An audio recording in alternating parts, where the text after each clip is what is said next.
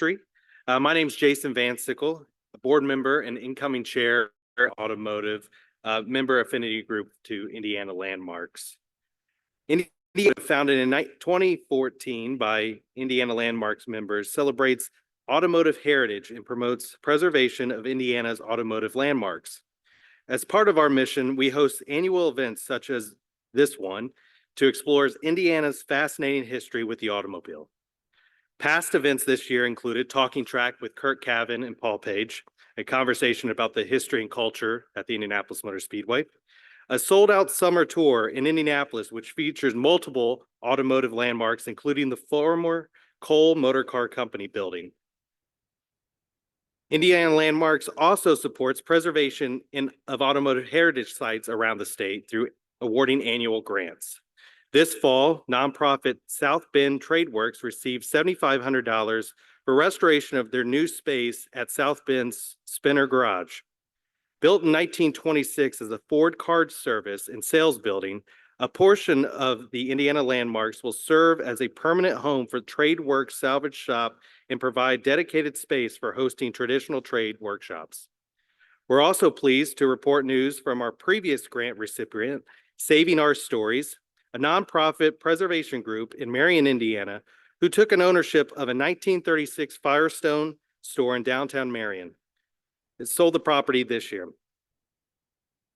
HubWorks Motion plans to adapt the landmarks as a multi-use site for indoor recreation and a restaurant and brewery. Indiana Automotive is powered by a volunteer board serving as an advisory group to Indiana Landmarks. We thank all who have served this year. I ask if any board member here could stand for this. Tonight, we welcome one new member, Arash Habibi. We also recognize the incomparable Sue Figert Kennedy, outgoing chair of Indiana Automotive. Though Sue cannot be with us tonight, we express our sincere appreciation for all her leadership and dedication as chair since 2022. If you attended one of our summer events, especially, you will know how her experience has led to those events becoming one of the hallmarks of our yearly events. The dedication that she puts into turn-by-turn directions, routing the maps out and looking for these iconic and unique places are not lost on all of us, and we wish to thank her fully for her time. And luckily, she has one more job at our 2025 summer tour that she is helping us plan. So thank you, Sue, for all your work. Our full slate of officers approved this year are myself as chair. Sue is also vice chair. Charlie Mullen is our treasurer, and Thomas Kreider Reed is our secretary. Last but not least, thank you to our Indiana Automotive members for your support to preserve and promote Indiana's automotive heritage. If you're a member of Indiana Landmarks and not have added Indiana Automotive to your membership, we hope you'll consider doing so. Visit indianalandmarks.org/membership to learn more. Now we shift to the main event this evening. We look at the impact and legacy of the International Harvester in Fort Wayne. We will reserve time at the end for Q&A. Those turning in via Zoom, look for the dedicated Q&A feature on your screen and please enter questions there. We'll try to take as many questions as we can in that period. Our guest tonight, Ryan DuVall of Fort Wayne, is a native Hoosier born in Lafayette and raised in Terre Haute. Ryan earned his degree from Indiana State University School of Journalism and graduated with honors. The award-winning columnist and restaurant critic has been a journalist for 32 years in all parts of the state, but has practiced his craft at the Fort Wayne Journal-Gazette since 1999. Ryan founded the Fort Wayne Harvesters Homecoming in 2019 and serves as CEO of the 501c3 non-for-profit festival and museum project. He claims to serve as a lesser half to his wife of 29 years, Lisa, who is an elementary school teacher. He is proud father of 2 sons, a daughter, and is even prouder father of 3 vintage international trucks. Welcome, Ryan DuVall.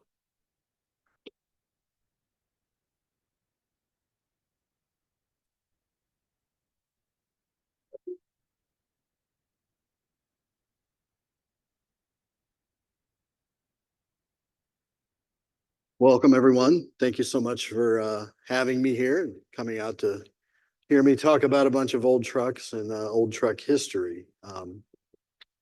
I'm very happy to be here. It's one of these things that when I started this truck festival, I never thought it would grow into what it is. It's been a blessing. It's been a pretty amazing process through this short time. Started this in, well, I started planning for it in 2018. There was a board out there with an article I wrote in the winter of 2018, December. When I was a kid, that's me, that young impressionable me behind the wheel of that really bad photo that was taken off of a Polaroid behind a 1974 Scout 2 with the top off and my buddy Rick behind me acting silly.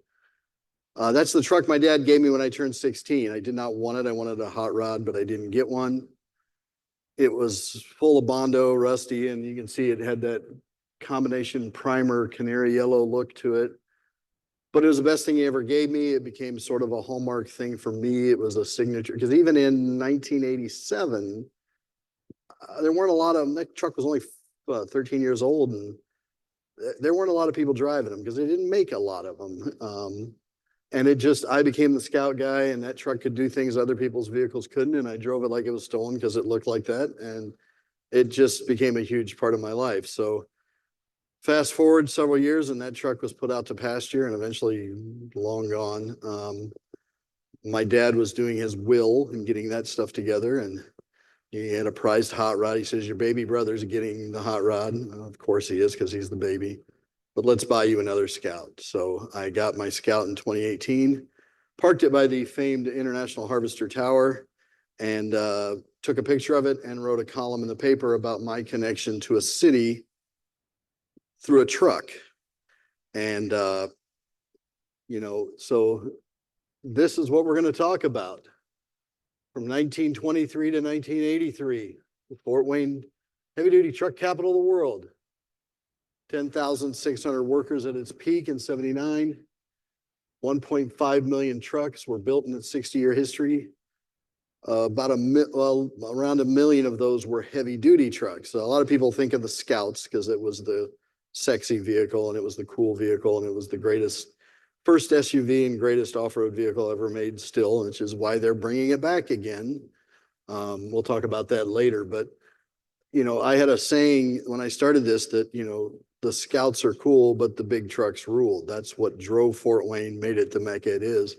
But even that 10,600 number is a little deceiving because that's who worked for International Harvester at the factory. You had Dana Axle, Zollner Piston, countless trucking companies, Fruhoff Trailer, machine shops, chrome shops. I mean, you're talking, it could have been somewhere near 30,000 people were employed because that factory was there. And it was a major part of the fabric of Fort Wayne and the growth of Fort Wayne. Now, another thing I did after our festival, our first festival was, I basically planned it in about 7 months and didn't know what to expect. I remember I filled out our insurance paperwork and I was trying to get some advice from people. I said, well, I was going to say 2,000 people and 200 trucks. And I had one of the guy that runs a festival in Fort Wayne. He's like, that's a lot of people for a first year festival. You haven't had a lot of time. But I went ahead and said, I'm going to go with that. 200 trucks and 2,000 people. And the day of the festival, it's a one-day festival. I stood out on the grounds of the Scout plant and just with tears in my eyes because there was just a line of trucks down the Lincoln Highway as far as you could see. And we ended up with somewhere around 600 trucks and 12,000 people showed up. And there's still one lady in California who's really mad we didn't have enough restrooms. But sorry. So it grew into becoming a 2-day festival and then eventually museum project. Navistar got behind us, which is now International Motors Company. I got to get used to saying that. And now we've got the finest collection of international trucks in the world. We're doing great. And we are, it's like the Indiana football coach when he got hired, just Google me. Well, just Google us if you want to know, you know, we're the biggest of its kind and we're doing great from that aspect. Now, the one thing I did after that amazing festival is I met so many people that were influential within the company and that did amazing things. because they did more than build trucks there. They changed the world through the war. I mean, you build a heavy duty truck plant right off the Lincoln Highway. Guess where long haul trucking was perfected, right in Fort Wayne. So I wanted to capture some of the memories that these people had, the people that work there, because what happened at our show was you can go to a truck show anywhere and it's fun. You show off your truck. But if you go to the place where they were built, you'll have guys come up to you and tell you, I worked on this part of the line. This is what I put on. This was a problem. And you had the guys who built, we didn't need seminars because the guys would walk up to you and give you a seminar on what they did. So I wanted to capture all of that. And being a journalist, people say, you got to write a book, you got to write a book. But I said, no, I want them to tell the story, not me. So I started a documentary. I started with a private, independent volunteer videographer, and we started recording stories and from influential people within the company. And this is it, Trucktown, a history of International Harvester in Fort Wayne. PBS in Fort Wayne is the one who I partnered with eventually. I worked on it about 3 years through a pandemic. And if you watch this video, which should be available at most all affiliates of PBS, no matter where you live. So if you want to see it, have your station pick it up, request it. We brought them in because I wanted everyone to see this and hear these stories. And I wanted people to, I didn't want to make money off of it. Plus it's harder to do something like this when I don't know how to do it when it comes to video editing. So I'm going to show you the intro to this right now. And because, you know, we can talk about trucks all day, we can talk about cool old buildings, but what this process and our entity is about is the people. It's the people. And it was a time, you know, some of you may have worked in a place where, or for a company that people love the company they worked for. You had generations. There's a lady here in the crowd that there were 4 generations of her family, you know, like 13 members of her family worked there. I mean, it was a fabric of your family, of your life. So you know, those guys that even after the factory pulled out of Fort Wayne, they still wear the logo on their shirt. They still love them. They still live, breathe, and eat them. And it was a rare time. So some of these people you're going to see, they're going to tell you a little bit about how they got started with the company. And I also want to mention that I'm so glad I started this project when I did, because of the people I interviewed and who are in this, 5 of them are already gone. You know, these are people who are mature in age, and we lose one, it seems like every year. And I'm just glad that they're going to live on through this project. So here's the intro to Trucktown.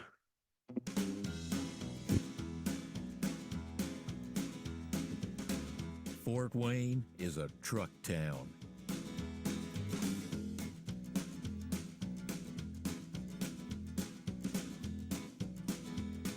And it all started here at the International Harvester Truck Factory. So somebody said, well, you ought to go with the Harvester. They're trying to hire people. Many people thought a job with Harvester was a job for life. I was going to work for the International Harvester. My employee number was 24936. Interviewed out of high school. This was my second job out of high school. I started second shift. Of course, you had to be on second shift for quite a few years before you ever got on days. I started in machine shop. Hired in as just a detailer to begin with. Handyman, go get this, go get that. Hired in as a steno 2. The forge shop on Third Trick. Learned real quick why people wear hard hats. I worked in the blueprint room and the vault. I started out on the broom.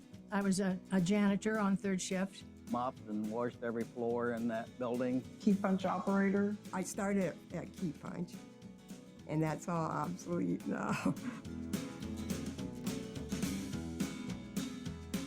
I started out setting engines in the Scout, on the Scout line. The line work was tough, and it was hard. I built some muscles up doing that job. Just give me the job that maybe has the most overtime and your highest assembly rate. And I ended up down the basement on axle assembly. You started in with low seniority, you worked the hard jobs.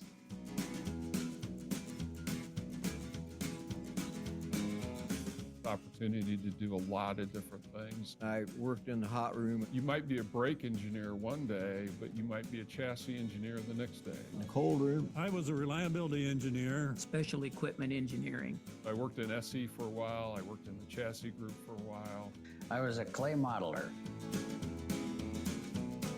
You were able to move around from one department to the next. And I went to warehousing for about 5 years. Was in the brake department. I transferred over to the machine shop, Cab mount. Parts chaser. building housings. Rail fields, and I worked inside, I worked outside. The top mounts.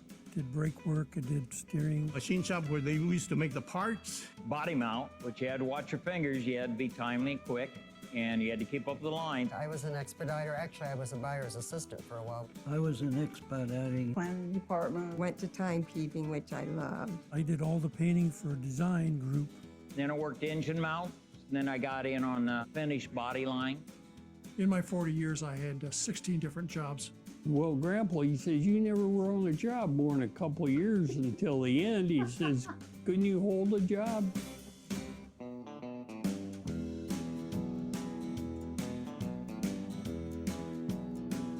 This is only a handful of people representing the tens of thousands of people who worked at International Harvester in Fort Wayne, Indiana throughout its 92-year stay in the city.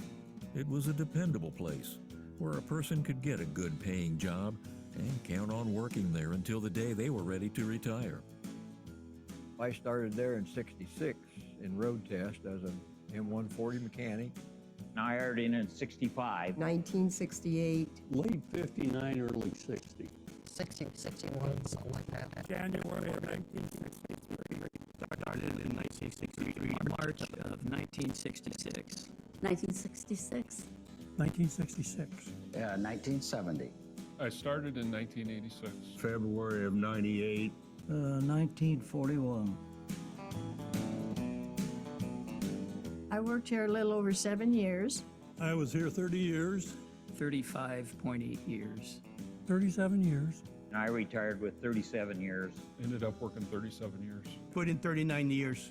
39.7 years. 40 years in a couple weeks. I had 41 years service. 41.9 years. So I just got my 50 years in. I never thought I would last 2 or 3 years, and I made a career out of it. Pretty amazing to work at one place that long. And I mean, I don't know if I could imagine doing anything that long, but amazing place to work, and the ability to move up. My mother, when she watched the debut of this documentary in a theater setting, she, the trucks weren't her thing, but she had to go for her son and see it. She was amazed by all the different looking people, colors, faces, in all the women. So there's so many women in these photos, but you employ that many people. International Harvester was very progressive in its hiring, and it shows in those faces. So here's the Akron plant. That was sort of the reason Fort Wayne became what it was, is that's where, buggies and vehicles were made in the early years of International Harvester. And the problem with this plant was it was landlocked.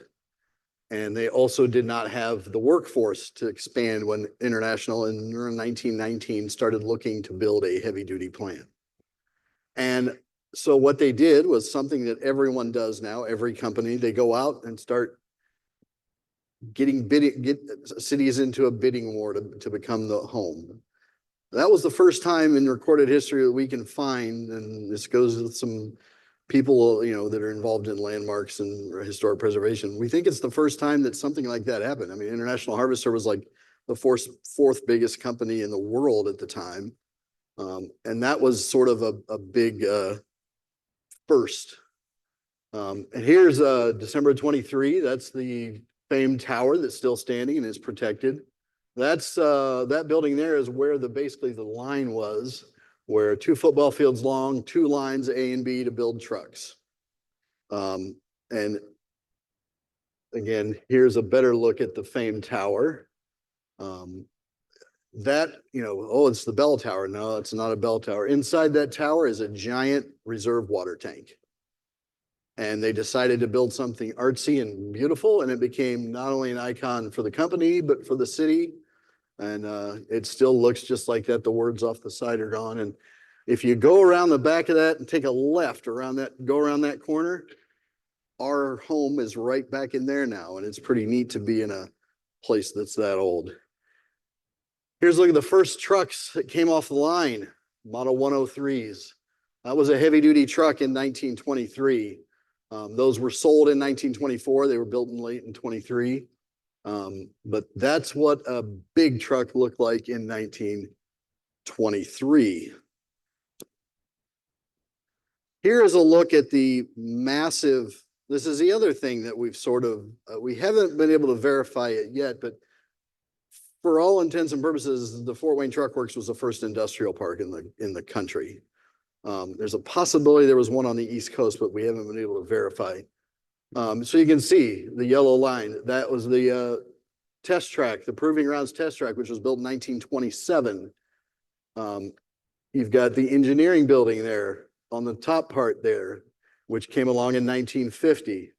There's the heavy duty plant. You've got the Scout plant, Scout Assembly Division up there on the left, and just parts distribution. It was a massive, massive, and there was a little sheet out when you walked in that shows you the heavy duty truck assembly, the inside part of that, the Ford shop, all the little, so it was a massive, massive operation. The marketing, distribution, design, original design center, reliability, that was all buildings they ended up renting out later. They didn't build those, but you know, it started out with a couple buildings, the heavy duty assembly, and was by the end was over 30 buildings worth of manufacturing being done there. And here's a look at some of the, here's a look at some of the early photos, assembly line in 1930, what it would have looked like. A little blurry, but camshaft grinding. So they did all the machine work. Like I said, we had a Ford shop, so we forged axles and all of that. Everything was made on site, you know, so it was a full, it's not done like that anywhere else anymore. They don't, you know, most things come in and are assembled, but they built, grinded, and created. Frame riveter, you know, that big, you know, it was hard work, and it was, you know, but it was a, you know, definitely a lunch pail gang kind of thing. There was a drafting room over there along the offices next to the tower that you saw in that earlier photo. That was Mahogany Row, so to speak. Was where most of the offices were. The rest of it was all, you know, there were some drafting rooms, things like that, but most of the rest of it was heavy labor. They had engine dynos in 1930 to test engines before. So they did a little bit of everything. And eventually all this stuff was spread out to other buildings, which is the engine dynos later showed up in the engineering building. There's the Fort Wayne Union Beltway. There were 4 major railroads that intersected the plant. That was part of the deal they made with the city to have it put there. Because they needed goods. They needed a lot of goods. They needed a lot of things to build trucks. Here is a little look at, this is shot a couple of years ago. Just gives you a little view here of what the tower still looks like. And you can see we've still got the sawtooth roofs. And on the left, lower left, there is the branch house, which was built in 23. That was the original where they did a finishing shop where they added the bells and whistles to trucks. Later became the first credit union. It's a really neat old building, and all these buildings are still being used. There's companies in that. There's probably 10 different businesses in the heavy duty plant, which is pretty amazing. And that's kept everything alive in terms of the structures. It's still a pretty active industrial area, given how old it is. This was the powerhouse, built in 1923, that powered the plant, as well as the Harvester neighborhood that was built next to it to house the workers. So this was the powerhouse for the neighborhood and the plant. And it is now one of the ones, that's a look at it running in the 50s. It produced steam via burning coal that ran to all the buildings to power the line through steam and the heaters and all that. And up until 1983, when everything closed, they were still running this power plant, not off of coal, and it pumped across the street to engineering and heated the engineering building. Here's a look at it. Oh, went the wrong way.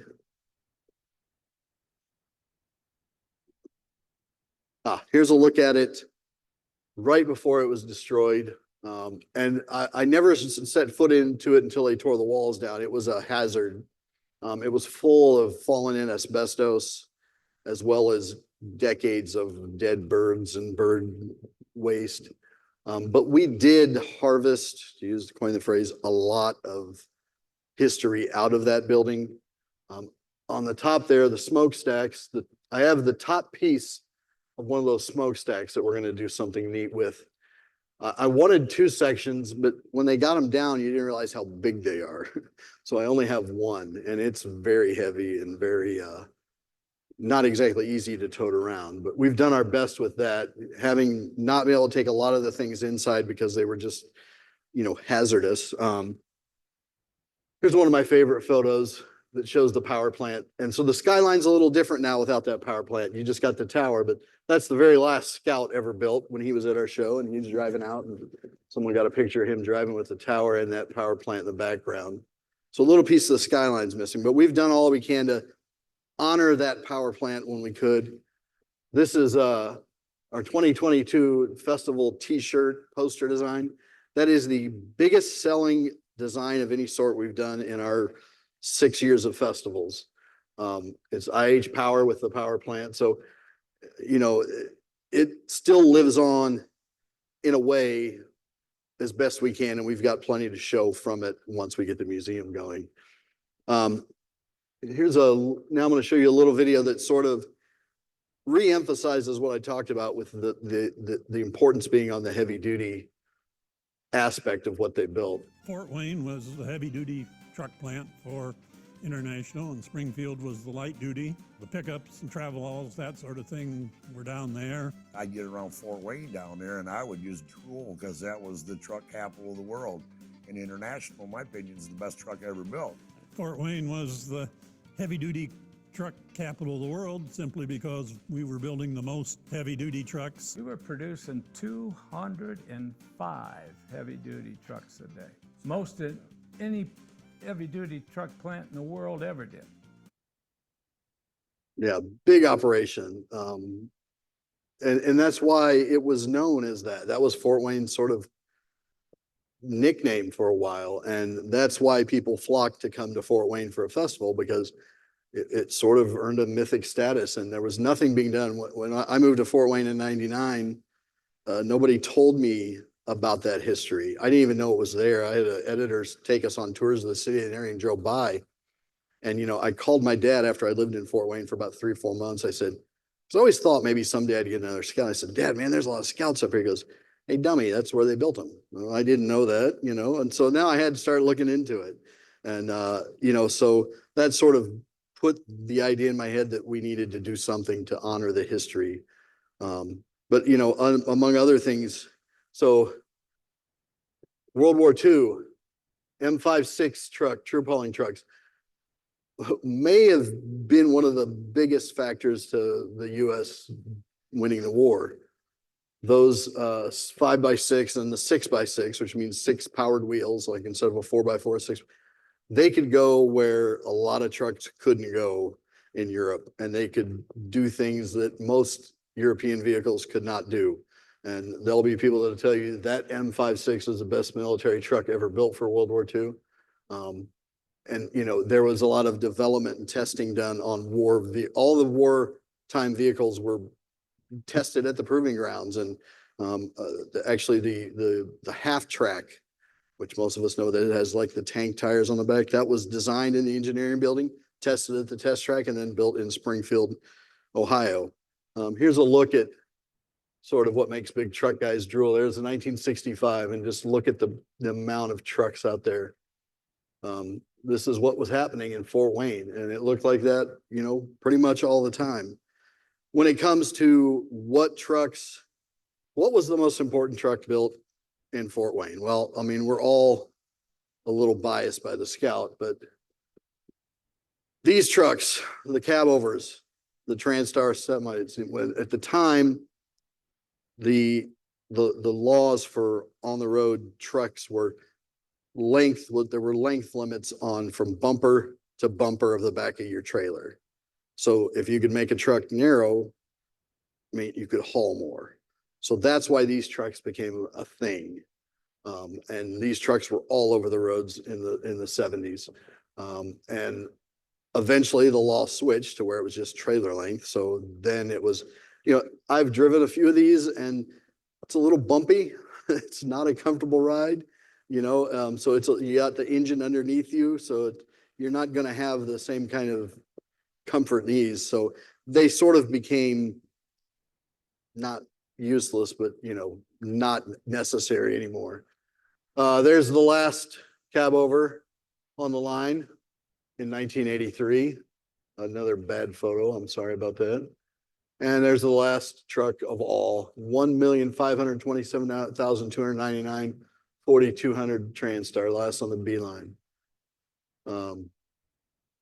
Sad day, obviously. I can't imagine what those people went through when, you know, their whole world collapsed. But if you watch our documentary, you'll get a good idea.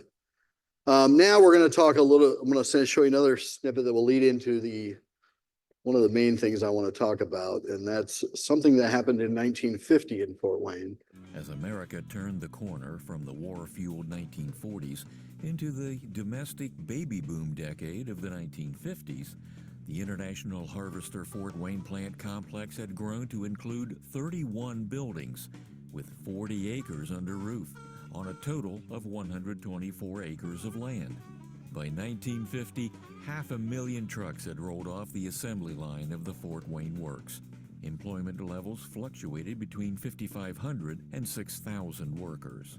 The increased sales brought on by post-war optimism and a booming economy caused some growing pains at the Fort Wayne Works. Management wanted design and engineering to come together in one location. As things kept getting bigger and bigger, they decided we don't have enough room over in the main plant for all these people that we're going to need. Ground was broken in July of 1950 for the construction of a new motor truck engineering department and laboratories in Fort Wayne. This 250,000 square foot, $8 million facility would be a place where planning, design, and testing all came together. It's critical to have all those people in the same place, on the same page. Everything was designed here and, for the most part, built here. You look under a hood, there's almost no room for another anything in there. And our designers would be arguing about the slope of a hood, and the engineers would be telling them about all the other pieces of equipment that still need to go under that hood. To make one truck, you've got hundreds, literally thousands of parts that go into that truck. In order for all of these parts to fit together, it takes careful planning, precise drawings, and a whole lot of engineering know-how. All this has to come together and work together to build a vehicle that doesn't fail, has high reliability. And so we would have hundreds of engineers to design one truck, different kinds of engineers, some electrical, some mechanical, some test engineers. We did all the new product development, so all the new trucks, we did all the sustaining engineering. To develop a truck takes years to do it, right? And even then, you're accelerated testing. A lot of design, a lot of test, redesign, retest, validate, and then you got to make sure they can all be produced. It takes hundreds of people, thousands of man hours to develop a product like that that's acceptable in the marketplace, is safe and reliable and durable. Trucks had many moving parts, and so the center where these trucks were designed and tested had to be multifunctional and comprehensive. TDTC, Truck Development and Technology Center, covered programs that we would do. It would cover chassis engineering, electrical engineering, body engineering, test engineering. We had the test track out here, so we would design things, we'd put them on tests. We'd do it at the test track as well as we'd run trucks literally all over the United States. So when he says that we built them here, I mean, every truck that International Harvester produced from 1950 until 2012 would have been invented or developed initially in Fort Wayne. They may have been built at other sites, but it all started there. And I'm going to show you here. So there, the nifty thing about this building is if you look at it from the top and you sort of see it there, it was built by Albert Kahn and Associates. The architecture firm designed it, and it was built to look like the IH logo, the famous. And you can see they added on to it later, so it sort of lost its evenness, but it's built like, and it was built specifically to do what it did. There are several small little rooms that were dynos, machine shops. You couldn't take this building after it was vacant and turn it into a production facility. There are only 2 loading docks on the whole building because they didn't produce stuff that went out. They just had to get cleaning supplies, pencils, and all the stuff they used for drafting. They didn't produce anything that had to be hauled out. So like if you wanted to put a widget making company in there, you'd still need more loading docks. So that's why it's at pretty much the top is taken in the 70s. This was taken 2 years ago. That's the building, still very pristine. And there's people here, Ken Hankins from Irvington Historical Society over there. He can tell you about what it was like the first time he walked through it. There are things in there that have been there that there's no use for anybody but people like us who love this old stuff. Here's a look at an aerial. There's the IH. The white building on the lower right, that big white spot is a more modern office building that was added. The white building on top was later where there was a ride simulator among other testing units added. The back building, the one that's sort of like has a 2 little overhangs on it, that was where the designers, the styling group and the clay modelers worked. But you had these inlets in here. The concrete one on the bottom is the trucks would pull through there and go into the labs from there. The other one was just like a cute little park. But it was built for a specific purpose, and it did that purpose. It was built for a specific purpose, which was a lot of purposes. There was so many things done there, and I'll show you a little bit. Vehicle testing, engine dynos, a shaker. There were 2 shakers that would literally shake a truck. Guys would take a vehicle out on the road. They would measure the vibrations, and then they would replicate that on a shaker and do it to trucks to test their reliability and their durability. And then this is about maybe a 1/5 of the size of this room with these guys sitting there at these desks with these drafts. There were hundreds of them in one giant room. And all they did, my vice president of our board, he for 40 years basically drew brakes and brake parts. It sounds like a really boring job, but he was a draftsman. So his job was to do brakes. There was another draftsman that did this and that and the other. Here's one of my favorite little things is the clutch spin testing. That is like a hatch for a submarine, but in there they would stack clutches onto a spinner and basically spin them until they blew up to see how much they could take. And that's why it had the big safety. I mean, to me, that would be kind of neat but you can't watch it. You just have to wait to hear it, I guess. So when we were able to move into this facility in 2020, the independent owner at the time was a sponsor of ours, and he had the test track that we were able to use during our first couple of festivals. We moved in and we started doing, these are a couple posters for a tour. You go see the styling department and some examples of what they did. The ride simulator, which was there, that shows you what they did. They would put a semi truck and it's like the shaker, only by then they were doing a little more high tech recording. The guy would drive, they had routes around Fort Wayne. It would be county road, city road, highway, country road and different surfaces, and they would take a truck out and record all the info. And they would download it to a program that would replicate that ride on a truck that they didn't have to take out. The guys would always say it was hard to drive. You had to drive 55 on the highway back then. And it was hard to drive 55, but in order to do the test right, you had to do that. You know, there was a cold room. I always would, when I take people on tours of the building, I'd be like, this is the coolest room here. Get it? They could take that down to negative 100 degrees to test. And they did that mostly for military vehicles. And if you got a cold room, you got to have a hot room where they basically, you see the schematic on the bottom. They made a dyno out of a World War II warship parts. And they made this, and they would blow hot air into the front of the truck and ran it 24/7 to see what kind of heat the cooling system could handle. And that was one where the guys that worked there would be like, well, there was one fire we had at night that, you know, it was like, that wasn't a place you wanted to fall asleep at the wheel. So it was, or not at the wheel, at the desk. But here's a little bit of what some of these rooms that you see on here. That was just a few years ago. That's the cold room. You see all the stainless, and that's our old R185 sitting in there. But that is one of my favorite, you know, it looks space age almost. It's just amazing that it's still there. And it's the kind of thing, here's another picture of the giant doors that, you know, insulated doors that you would have to get into. And also all these, if you go to find us on Facebook, there's tons of photos of these. Our website will have some. Facebook's a little better for us, but you can find all these pictures online pretty easily. Here's the hot room as a couple of years ago. So you see those little streamers. We could still blow air, not hot air, but we could blow air into the front of the truck. So we put a 4300 there and blow, and the window in the back is just like, you know, blinds. And the faster you make the fan go, the more the blinds open. They were synced. And so, you know, this is a rare opportunity we had to show the world.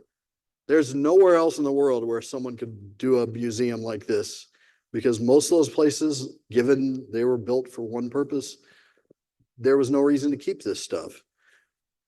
That's one of the pieces of the control panel to that hot room. It looks like something out of Star Trek. Speed boost is everyone's favorite knob. So sadly, that is still in the building, and we're unable to save it. And what I mean by that, here's another look. So someone asked me a little while ago if those were wood pavers. That's the prototype buildup on the right and the machine shop on the left. And those are wood pavers dating back to 1950, because why wood? You know, if you say, oh, it's better on your back. In 1950, they didn't care about the worker's back. I hate to tell you, it was, if you drop an engine on a wooden floor and you bust up the floor, it's easier to put blocks back in the floor, and it's a little softer than concrete. But the main reason I've been told is that it really deadens noise. So you had a machine shop running, it helped with that. This was one of our shows out there, and that's the back lot. And we would fill up the nooks and crannies around there, and just, you know, it was just neat to do. They used to do car cruise-ins behind the building back in the day, as they say. And so we sort of took it to a big level, you know, when we got a chance to do it. Now, I sort of have a hard time talking about this building, which is on your endangered list. Again, this is the second year. We were in that building for 3 and a half. And what happened was we wanted to buy the building. We had a supporter that was willing to buy it. But if I come to one of you and say, I want to buy your house, that's great. You can give me all the money you want, but if I don't want to sell my house, I'm not selling it to you. So the owner of the building never gave us a price. Then in November of 2022, I read on a web news website that he sold the building to the county where they want to build a new jail. And I was obviously a little upset, because why didn't you offer us a chance to buy it? Nonprofit, tax write-off, he could have, there's a lot of possibilities there. We had the biggest philanthropist in the area, a gentleman named Chuck Surak, who wanted to help us buy it. I talked to the president of the county commissioners that day, and he was very open to the possibility. He says, you know, we just bought it. We're trying to figure everything out, but I think there's a possibility we can do something. We started exchanging ideas and worked for about 4 or 5 months with different ideas of footprints of what I need, what we could do, and you know, they didn't know anything about really much about the buildings. He and a member of the county council told me the day they bought it, we really didn't want the buildings. We want there was 80 acres behind this building undeveloped. That's what they needed for the jail, but they couldn't buy, they had to buy the whole parcel. So I'm sitting there going, well, good. You don't want the buildings. I know someone that does. We'll make something work. Nonprofit. You're going to build a jail. You're going to need some good news to go with that because people are going to be happy. Well, after about 3 or 4 months, 4 or 5 months, the jail project hit problems as the neighborhoods were upset. And, you know, there's a big political nightmare to try to build a jail. And so we sort of left it as we're here. When you're ready to talk, we can talk. You know, just because there's no sense in them making an agreement with us to stay in the building if they don't even know if they can build a jail there yet, because that can change everything. Well, that went on until, you know, so July of 2023 was when the former original owner who sold the county had to leave the building.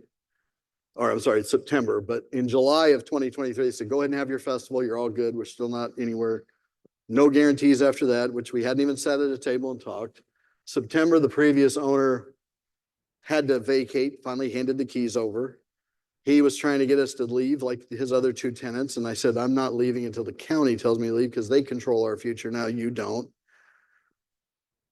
And it sat that way. We had a plan to move off site and start the project somewhere else. We were supposed to be left alone, according to the mayor of New Haven, Indiana, which is who we're working with now to build a museum. But out of nowhere, county attorney calls me saying, wants to know why we disobeyed a vacate order. What vacate order? I wouldn't have ignored a vacate order because that's important to us. Well, it was emailed to you. Well, who was it emailed by? Well, I got to find out. I'm not sure. It could have been 3 or 4 different people, 2 or 3 or 4 different departments. It took him, you know, like several weeks to finally, oh, here's who it was. I never got an email. You don't send a notice to vacate via email, but they said they did. So, you know, it made me look like I was ignoring it when I didn't even know about it. So we made a deal with New Haven to leave, and they're going to build us a museum. And after that, they were supposed to, the agreement between the mayor of New Haven and the county was to let us stand pat until things are figured out. Well, lo and behold, in July, we get an eviction notice.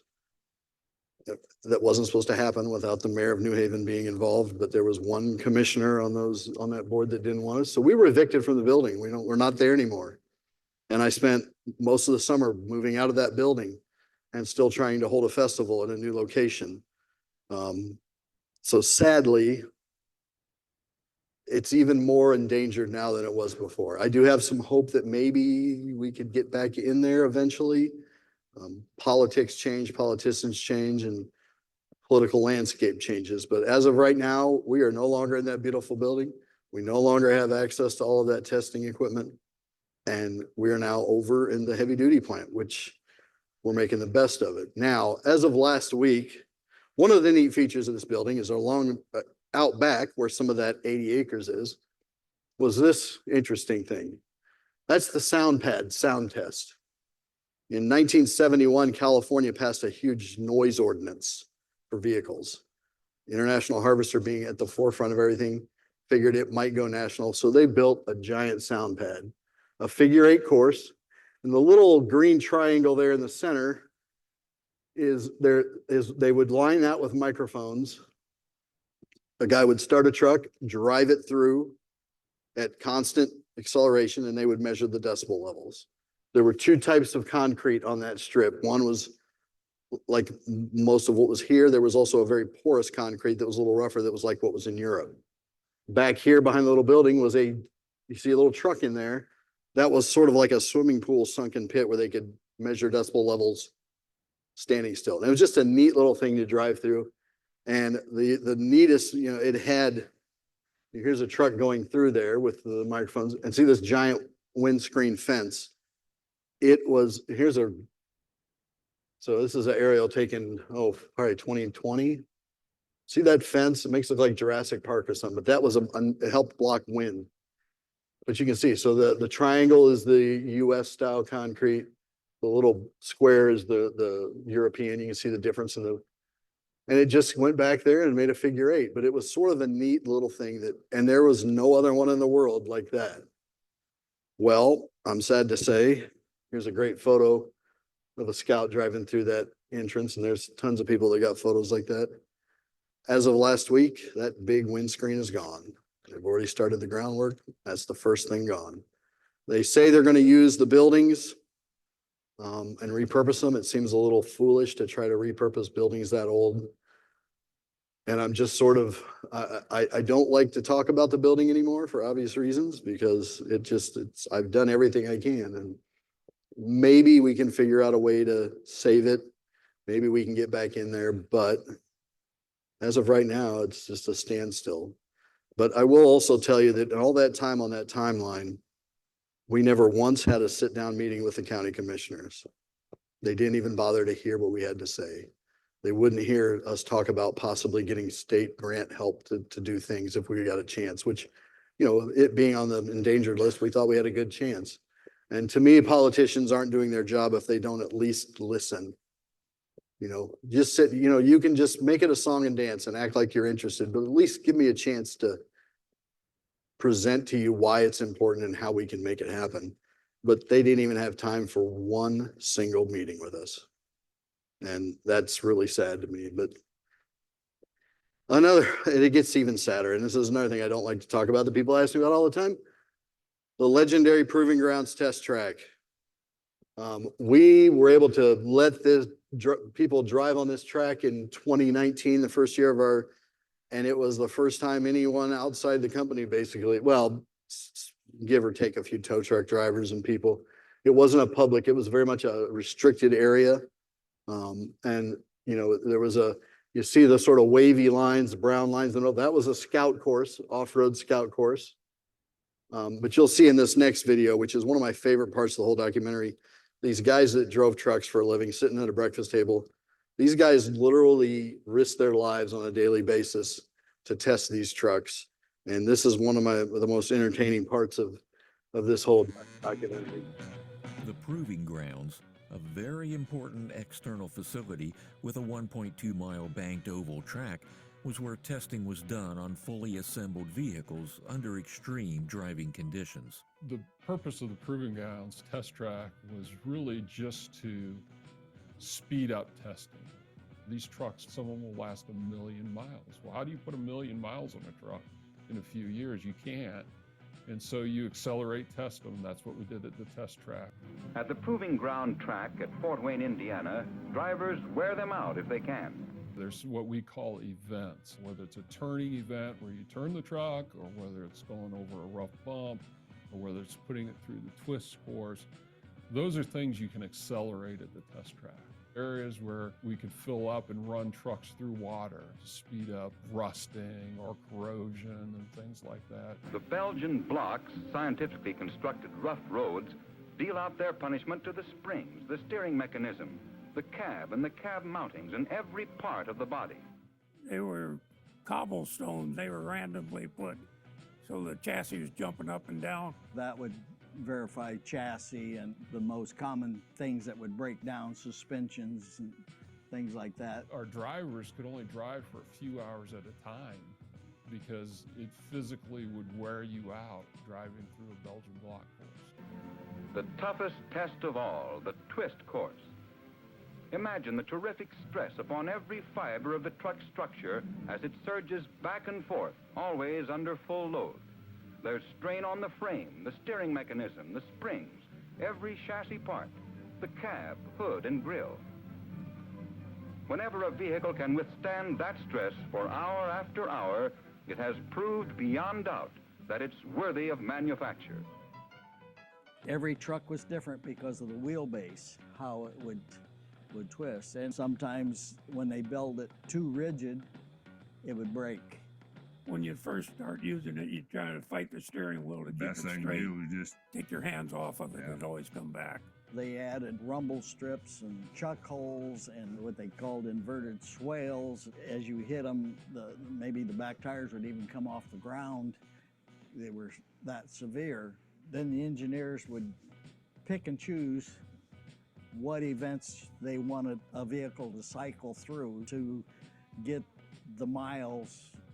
And then they'd evaluate the data, and then that would determine which events created the most stress on the vehicle, for lack of a better term. You'd start out, you'd have a couple thermocouples to do temperatures. In the end, if the engineer had so many channels on the computer, that's what they wanted to use. You had wires all over that truck, and it looked like it was something on life support. Because the testing often called for unconventional driving conditions, some of the events seemed more like carnival rides than actual scientific exercises. That power off lane change, first time we ever did that, I set up cones and unhooked the power steering pump and ran it through this maneuver, and they were like, "Yeah, I see how much effort it took on the steering wheel with no power steering assist." Don was driving. We got through it and got over there on the west side. I was laughing like a schoolgirl. He said, "What's the matter with you?" I said, "Well, most places you got to pay to go into Cedar Point and get rides like this, but they're paying us good money, and it's just as good." When the Fort Wayne Works started producing the rugged four-wheel drive Scout in the 1960s, a different kind of testing philosophy was called for to explore the limits of this new off-road, all-purpose vehicle. The engineer would tell you, just go out and run it hard, do what you can to break it, just go out and beat on it, and that was fun. Semi laps around the track on the block and whatever, you'd have to come in and hose down the shocks, just keep them catching on fire. After a couple days of busting the truck, they would usually come out and say, "Well, hold it down a little bit, see if we can get it to last." Yeah, those guys are amazing people that were just, doing a job. Here's a picture from 2019, 2020. Some of the off-road stuff that was there. That was a course built later for military vehicles, the MRAP. But, it's just a beautiful area, a big, it was a 1.2 mile track, I believe. I should know that off the top of my head. But, people were able to do these events, like he said. I took my Scout through every single event, including those Belgian blocks, and they are not fun to drive on. There's a twist course in 2019, the big jacked up Scout going through it, still there, still neat. And of course the track, you can still fly around it. A beautiful semi went around it. But as things happen, in 2021, the owner of that track, who ironically is the same guy that owned the engineering building. So before he pulled the engineering building out from under us, he sold the track to a company, Insurance Auto Auctions. It's a national company, publicly traded, big auto auction. And that happened right before our show in 2021. So we were locked out of it. Disappointed a lot of people coming to visit, but I started that day and started working. I met with county officials, city officials, talked with the attorney for the company that bought it, explained to him that this is the oldest test track in the world, 1927. And here's why it's important. And here's what's going on. And here's what we've done with it. And here, that could have been the site for our museum. I worked for about, close to 5 weeks to get it saved, to get them to try to find a new place for them to go. And eventually the city of Fort Wayne came up with a spot in an industrial park that actually had a lot of benefits in terms of abatements and different things that would actually benefit the auction group to move there. So they were all set to move to a new site, and all they needed to know was, who can we sell this back to? And I had 3 buyers ready to buy it, including the original owner, who had great regrets for letting it go. And they paid $2.1 million for it in September of 2021. 5 weeks later, I got a call from the attorney on a Wednesday.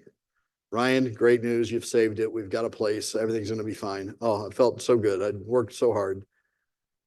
"Okay, so what do we need to do?" "Well, I just need to hear from your buyers." "Okay, what do I tell them?" This was a Wednesday.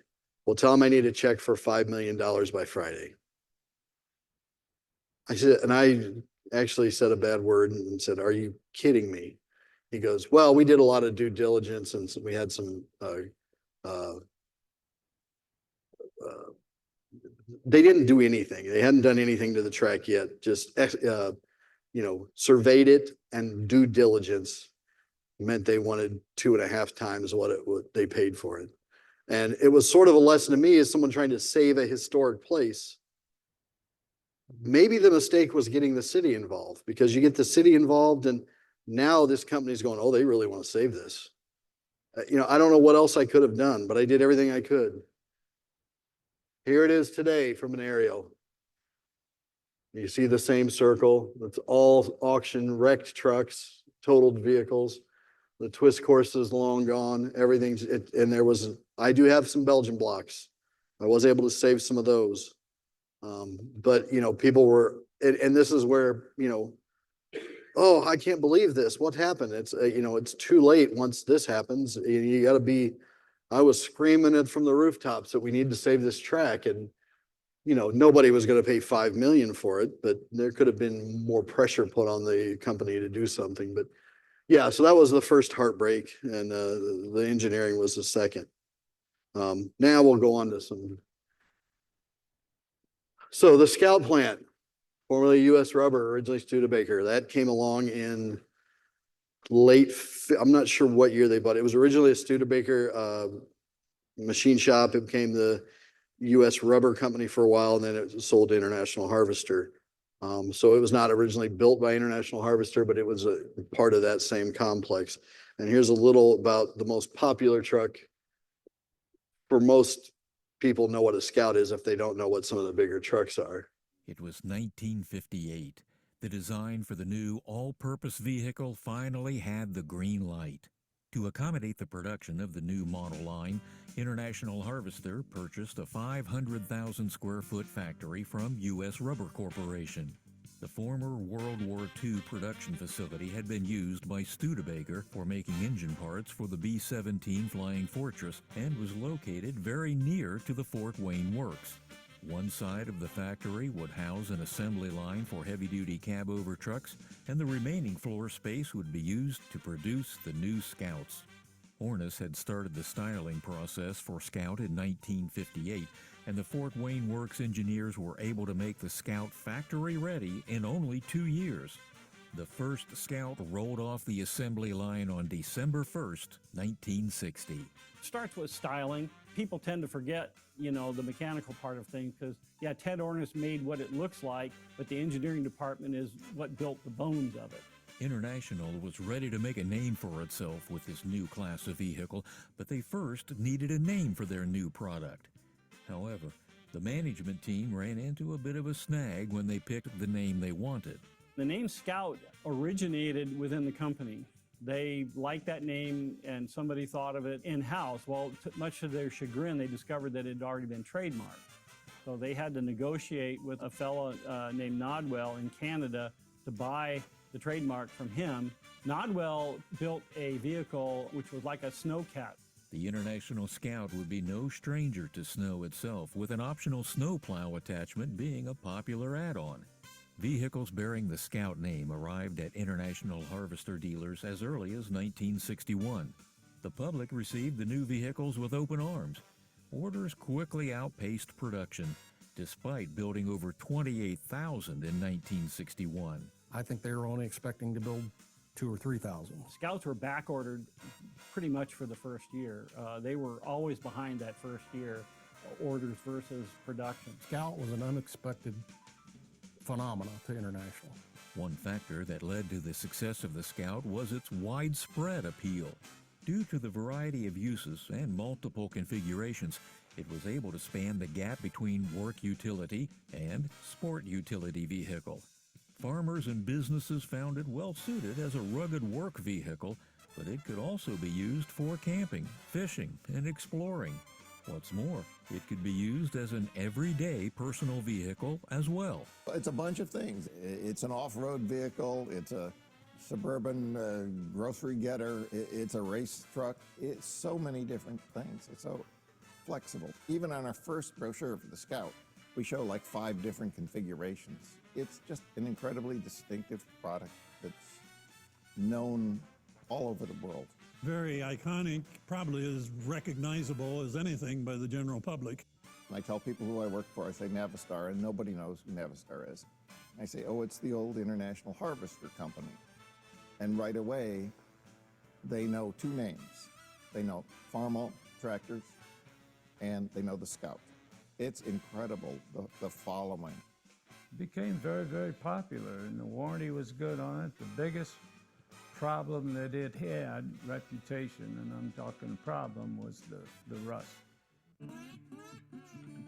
Rust was a problem common to most steel construction vehicles of the era, but the Scout's reputation was far from tarnished. Instead, it was opening doors to new customer bases that International Harvester hadn't tapped into before: recreational users and suburban families.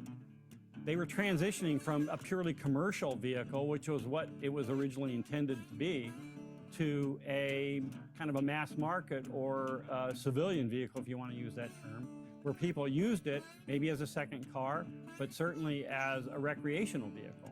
Most people couldn't afford to own a vehicle that would just go playing in the mud or just to go fishing in. They became a second car. So they had to make it comfortable enough and roadworthy enough to be able to do that, along with going four-wheeling. The accommodations of the first Scouts built in 1961 were indeed Spartan, evoking descriptions like tough, rugged, and bare bones. This first generation was called the Scout 80. The 80 was for its load capacity, essentially 800 pounds. At the time it came out, it was a few steps ahead of the Jeep in the short wheelbase utility vehicle market. It was more comfortable, more weather tight, it had a little bit more cargo capacity, it was faster, you could drive it down the road better, and they had a little bit more style. They weren't as boxy.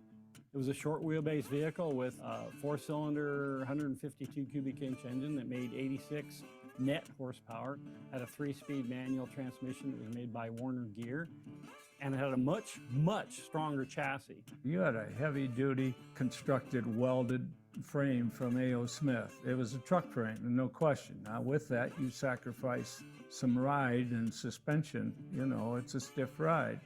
We got our axles from Dana right out there on West State Street. The springs were all leaf springs. The original Scout was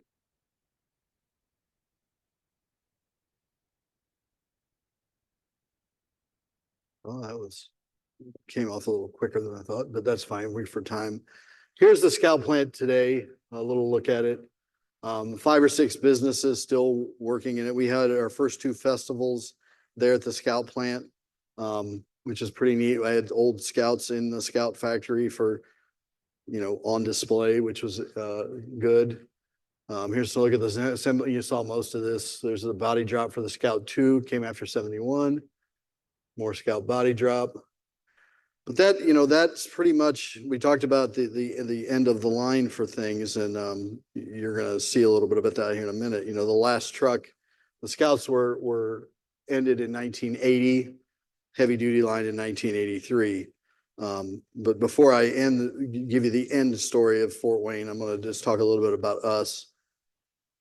This was a little photo from our festival this past year when we had to move across the street. You can see what it's like to have, that's probably not even a half of the trucks that were there. They went all around the back part of the building, but just being there with the sawtooth roof and the tower, the history just oozes out of the place, and we're making the best of a bad situation, not being in the engineering building, which is still where we'd like to be. There is some hope that maybe there's a chance, but I'm not going to hold my breath. And here's a look at what is coming for us. It's going to be built out off of 469 in New Haven in a partnership with the city of New Haven. I'm hoping to keep a footprint within the plant in some way, shape, or form, hopefully in the engineering building. But we'll see if we're allowed to do that. Here's some other photos from our show. So this is a project I'm personally proud of. That was the very first Scout FC 501 in 2019 at our first show. It was a pile of rubble and had been sitting in a lot in Colorado for decades. I started the restoration after that first show, and in 2023, there it is in full restored form. I got companies in Fort Wayne to rebuild the engine, to do a lot of the work. It was sort of a community effort. And it was the one thing I wanted to do if I could, was restore the very first Scout that was built in Fort Wayne. And we've done that, and very, very proud of that. Here's the gentleman in the middle owns the last Scout ever built, and that's him and his grandkids with the first Scout ever built at our show 2 years ago. But the Scout is coming back. International Trucks is now is a part of the Volkswagen umbrella. And 2 years ago, the then at the time CEO of Volkswagen USA, Scott Keogh, came to Fort Wayne to get his first history lesson on the Scout from us. There he is. So one of the guys, the day he flew in, said, "Are you going to go pick him up in your Scout?" So, well, yeah, I thought I probably ought to, but I think we can do better. So you see here, I had one of every model Scout ever built lined up. We got past the security at the airport to be right there when he walked out of the building. Kent's truck was there. He's sitting over there. And, you can see how he was. I got him. He probably figured we might bring a Scout, but he didn't know he was going to see one of every one. And he spent time and talked to everybody there. He didn't rush out to get to the hotel. But we were also tickled that he chose the 64 Scout 80 with no top to ride him to the hotel. And this was about a month ago in Nashville, Franklin, Tennessee, just outside Nashville. I was invited, took my truck there, took the first Scout. And that is the new Scout coming out in a couple of years. That one there, it says Scout to me 100%, and they're called a Terra and Traveler, which were two models of Scout built in the 70s. A lot of the things we talked about, and I've talked about with Scout Motors,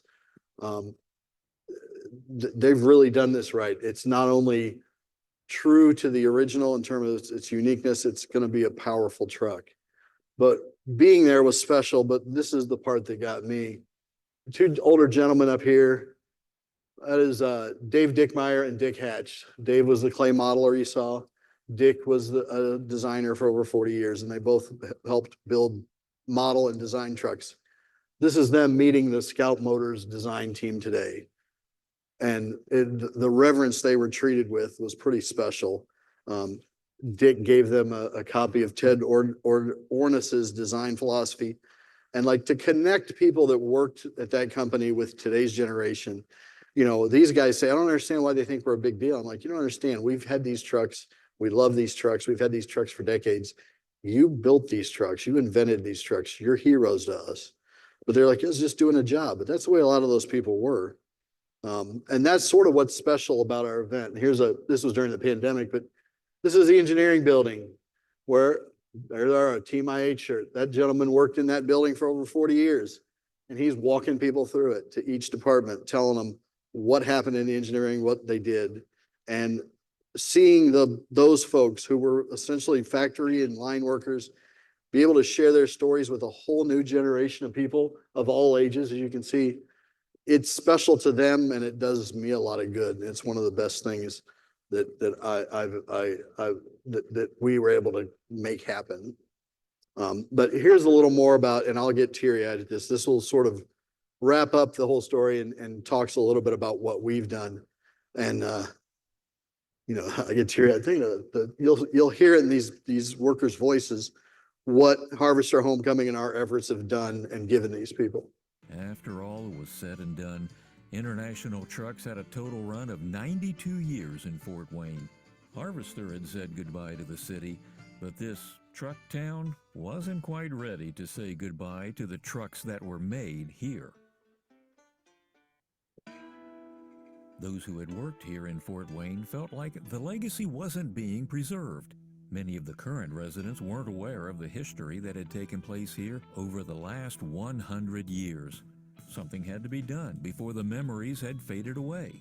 In 2019, a small group of individuals started planning a reunion of sorts to bring those memories back to the attention of the Fort Wayne community. Harvester Homecoming is really the brainchild of Ryan DuVall. He said, I'd like to do something to help restore International Harvester and the history here in Fort Wayne, because nobody was doing that. And I said, oh yeah, you know, I'll be glad to help you. I'm thinking in my own mind, yeah, this ain't going anywhere. Lo and behold, that very year, we were putting together the first Harvester Homecoming. In June of 2019, planning for a Harvester Homecoming event was underway. The group began contacting former employees, scout collectors, and big truck enthusiasts to bring their vehicles to the event. This crazy guy had a wild idea, and it worked. It worked. And I said, I'd be there, and I was there. I could not believe the people that showed up the first year for the Harvester Homecoming. It was phenomenal. Had to wait to get in the buildings. I mean, people all over the place, and the scouts that showed up. That gives me goosebumps just talking about it, because it was a get-together, and I'm not the only one that loves internationals, because everybody else that was there loved International Harvester too, or they wouldn't be there. I think it blew all our minds as to how it went. Nothing like we were prepared for. The first Harvester Homecoming in August of 2019 brought out thousands of people wanting to see the hundreds of vintage International Harvester scouts and trucks on display. Harvester Homecoming has become an annual festival, drawing thousands of enthusiasts from all across the country. Navistar responded by loaning its corporate collection of historic vehicles. The festival was even able to utilize the old Scout factory grounds. The vacant engineering center was brought back to life as former employees and their relatives walked the halls once more, sharing tales of what went on at the facility. Harvester Homecoming was a perfect name for it, because it wasn't just about International Harvester in Fort Wayne. It was about the people. It was a family. It is like coming home again and seeing all these people and the memories that are out there. To me, they were the good old days, so it's fun. It's just wonderful to hear all the stories from the different people. It's the people, the stories, you know, how things happened in the plants, what was going on, and what was your relationship with International, or you know, what job did you do? The trucks themselves can be a source of great nostalgia, especially when there's a family connection. All these old guys would walk up to one of the old trucks and spend 15 minutes walking around it and staring at it. And I said, what are you thinking? What is, you know, does this bring back memories? And the first words out of everybody's mouth after I asked that question was my daddy. My daddy drove one of these trucks. My daddy used to let me ride in it. My daddy, whether it was on the farm or whether it was a highway tractor, and it's a sentimental, I think that's who it is that collects these old trucks, is it brings back some childhood memories. When you're doing a design, the last thing in the world you think about is that someone's still going to appreciate or have any interest in it 30 or 40 years later. There's not a whole bunch more things that are more important to me in my life than preserving international truck history. It's what I live and breathe for. On February 15, 2024, Scout Motors, a subsidiary of Volkswagen, broke ground on an 1,100-acre facility in Blythewood, South Carolina, for the manufacture of a new line of electric SUVs, which will resurrect the Scout name and pass on the legacy to a new generation. Harvester Homecoming has plans for the creation of a permanent museum to spark new connections and memories for future generations. That is very important, and I think that's going to make it live on, and I think it will.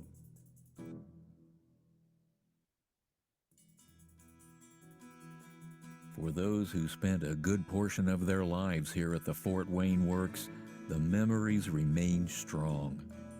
I liked it. I tell you, I just loved the smell. I liked the noise. I liked the people. We worked hard, and sometimes we would help each other because, you know, the line kept moving. People worked hard, but we also had a lot of good times.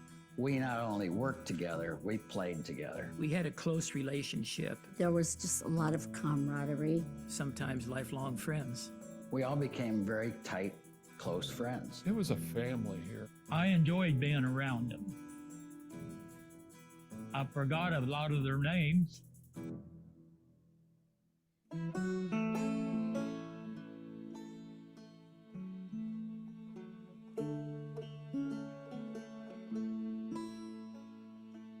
These folks went through something pretty serious, and a lot of them, you know, had been laid off, but they loved this company. And that love of a company, you know, you just don't see that in today's environment. You know, it was just a unique time in history, I think, in the history of the company. It was a great company to work for. It was a tremendous company to work for. I was just tickled to have a job with them. A great place to work. It was a good place to work. Good people to work with. Time I started, it was like a family. I loved working for Harvester. I still call it International Harvester, even though it changed to Navistar. But I'm very proud to have worked for them. I loved working here. It was always my goal to work at Harvester. It's just really fun. And we just really enjoyed every day and the opportunities and the surprises. There were always surprises. Enjoyed all the years with Harvester. It was hard work, but the company treated us well. It's what kept food on the table and a roof over my head. Give me my home. They gave me my food.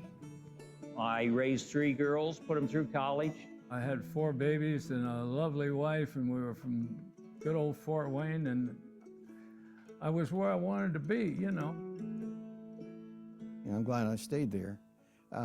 Certainly when I came to Fort Wayne, Indiana, which I knew very little about, to work for a truck company, I assumed I'd be here 2 years and go off to some wonderful place like Detroit or something. And it just kept getting better and better. And there was more and more reason to stay, and never really seriously thought about leaving when you come right down to it. I can't explain how blessed we were to have the engineers we had and the understanding they had of the product in this facility, in this location. Very central to my whole life. I was able to spend 40 years there and enjoyed every minute of it. I'm so blessed that I got to experience that kind of work environment with those people. Love them people. And it's like a home away from home. I'm just real thankful that I got the privilege of working at International Harvester, Navistar, and it gave me a good life. So. I'd say it was probably the best place to work, and we were very proud of the product that we produced. Harvester was my life. As long as memories are passed on and passionate people continue to restore and care for the vehicles that were born here, Fort Wayne will always remain a truck town.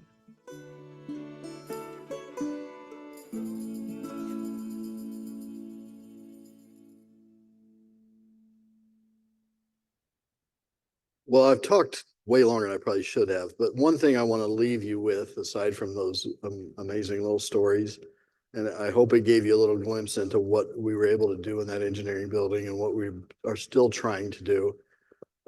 You know, this is the second year that building's on the list, and that's great. And I love everyone wanting to save it, but what we all need to do, and especially those of us that have a little more pull with, you know, have a little well known, have a little more of the resources, we'll say, to help, is, you know, the test track was one that everyone was upset after it was gone, but nobody was helping when I was trying to save it. And I fought for almost 2 years to save that engineering building. And I had some very influential people willing to help, but nobody will come out and say, hey, why don't we save this? We need to save this, except for me. And, you know, after this was all over, I went to talk to two of my biggest sponsors, financial sponsors, about our new project. And they're like, well, you know, it's just really sad that we can't do it in that old building.